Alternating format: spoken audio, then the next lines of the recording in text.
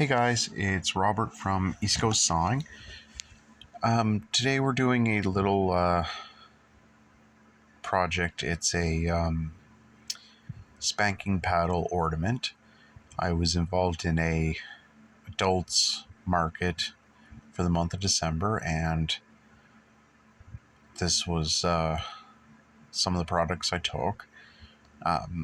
So this is just a tree ornament or a wall ornament. It's not a full-size spanking paddles you've seen in my other videos.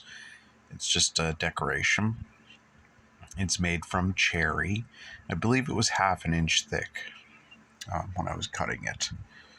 So the scroll saw I'm using is a Delta 16-inch pinless. This is an older type of scroll saw. It doesn't use pins on the blade. The advantage of pinless blades is you could put them into smaller holes if you're doing like really delicate inside cutting. I gotten it from a vendor friend I go to the farmer's market with, and her father had gotten out of woodworking. His age had advanced, so she was selling off all of his shop. So that's how I ended up with this scroll saw. I got a bunch more offer out of it, but the scroll saw was the big purchase. So you just see me cutting around the handle section there now. For small projects like this, the scroll saws outbeats the bandsaw any day of the week. It cuts way, way, way smoother than the bandsaw, even when I'm using a fine-tooth blade. It's not nearly as fast. This video is sped up to 2x, so it doesn't take a lot of time, but it still takes a lot more time than the bandsaw. But the accuracy is much greater, so you're spending less time actually shaping it after it's been cut. So works out really good for these kind of projects. Very minimal sanding and shaping afterwards. I still have to do a little bit, but it's not like I have to cut a 1/4 inch off the line and then sand it.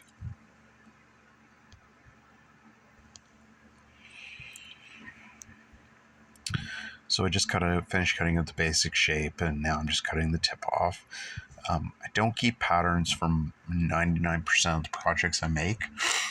I like to freehand design based off of like what I know I want it to be lengthwise, widthwise, how long the handle, but I don't keep patterns specifically.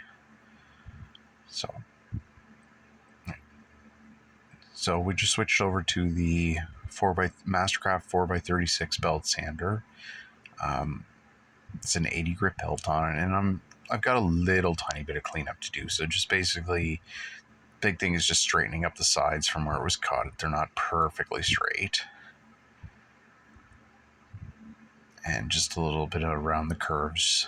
I still learning the scroll saw when I made this video.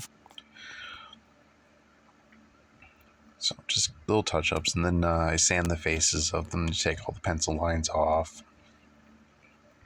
And just smoothing blemishes on the face. This is 80 grit, so it still leaves a fairly moderate finish.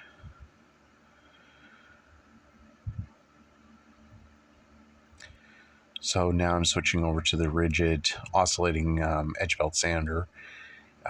It's a little bit finer for getting into some of the finer details.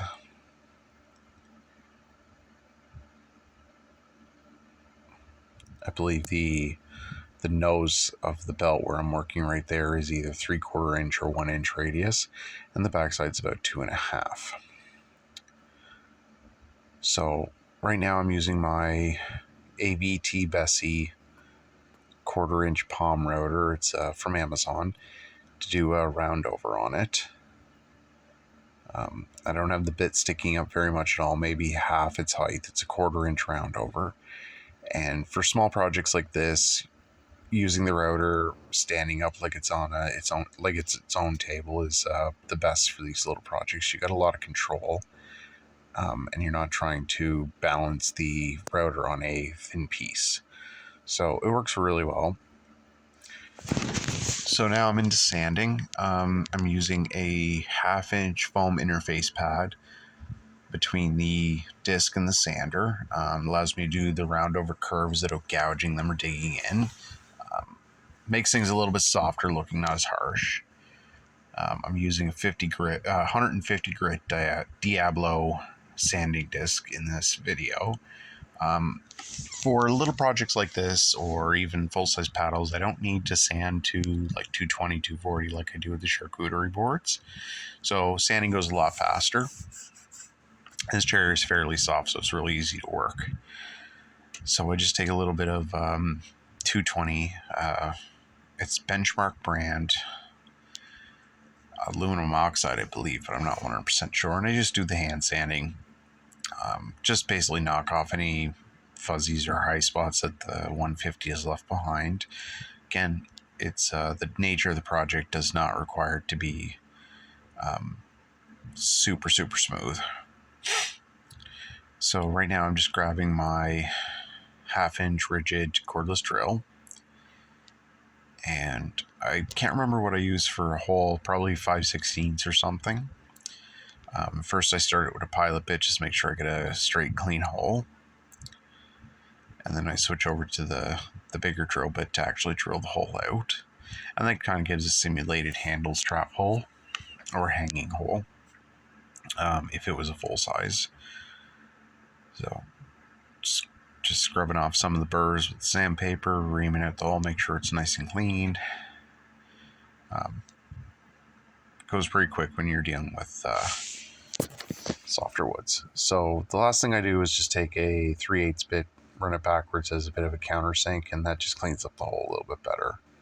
So I hope you like the video, guys. Like, comment, subscribe. You know the drill. Thanks. Bye.